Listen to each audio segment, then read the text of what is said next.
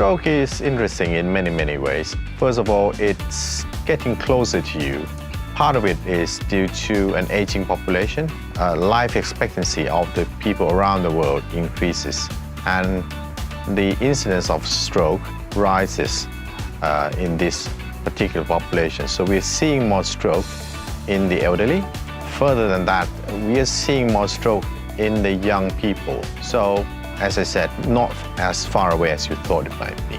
Number two, stroke is treatable. I think in the past it was like stroke is a disadvantage or bad luck that happened to you and you're left with the deficit in the long term. It's not like that. We have treatments. We are gaining more treatment options over the years. Number three, because stroke is preventable. Stroke usually doesn't come out of the blue. It comes with certain factors. For instance, anyone with risk factors such as diabetes, high blood pressure, high cholesterol, smoking, these things, especially in combination, make you prone to have stroke. So, stroke is preventable in a way that if we get rid of these factors.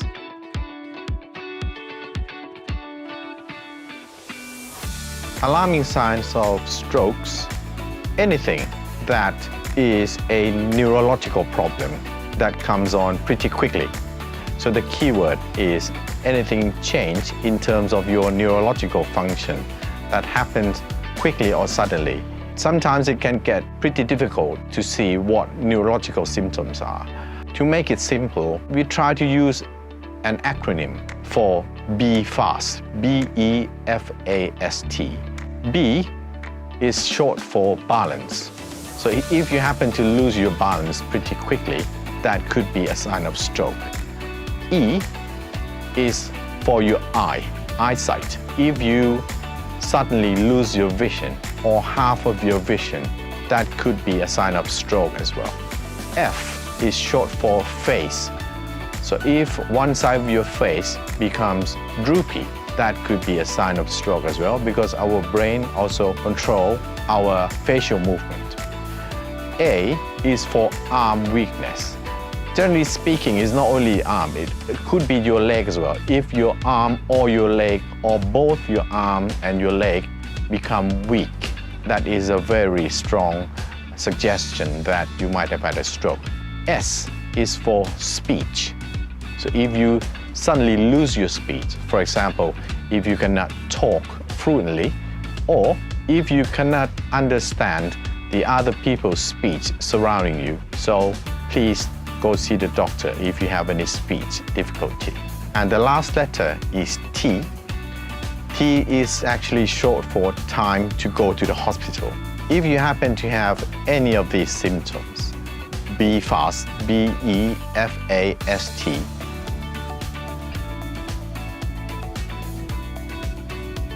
let's make it simple by dividing stroke into two groups. Group number one is something we call ischemic stroke, which is a lack of blood supply to the brain. Group number two is a bleeding in the brain, or we call hematoma.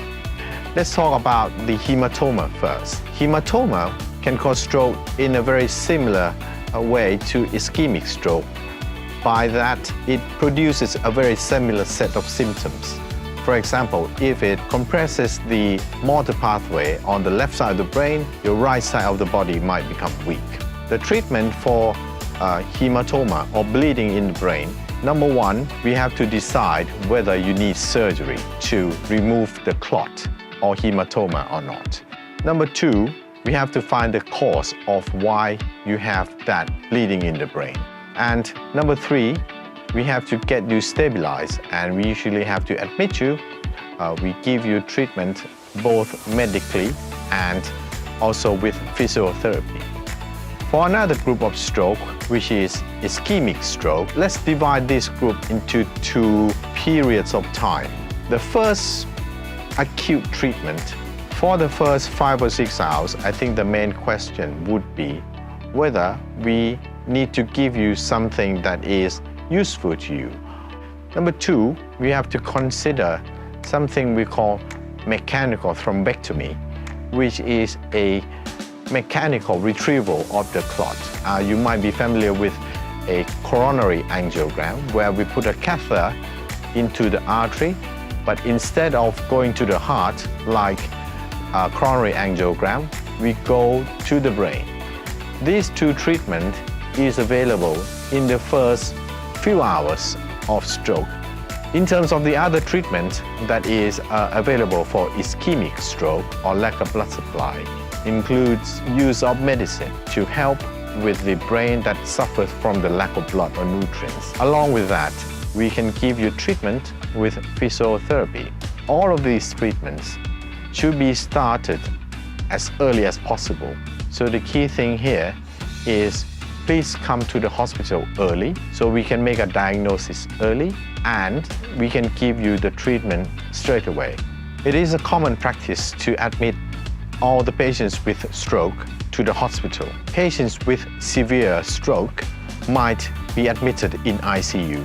We are very proud of our ICU because it's very well equipped with both medical staffs and equipment in a way that we call it Smart ICU.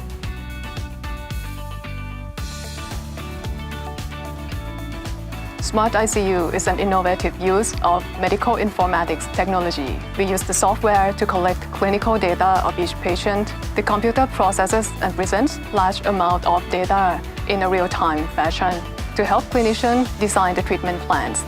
The Smart ICU system is very helpful for ICU patients like stroke and epilepsy patients who need the most effective treatment in a timely manner, and also helpful for our network hospitals via telemedicine system. The Smart ICU uses the principles of real-time data collection, integration of information, and action-reaction. The physicians and nurses in the ICU can use the system to collect the data, monitor the results, and adjust the treatment to best suit each patient's need at any time. The key point of treating stroke patients in Smart ICU is to find the etiology of stroke. The patient can have ischemic stroke from arteriosclerosis or cardioembolic causes. So we try to find the cause of stroke and give the direct treatment and start the secondary prevention of stroke. We also try to early recognize the secondary complication of stroke and treat it, such as intracerebral hemorrhage and also the cerebral edema that can occur in stroke patients.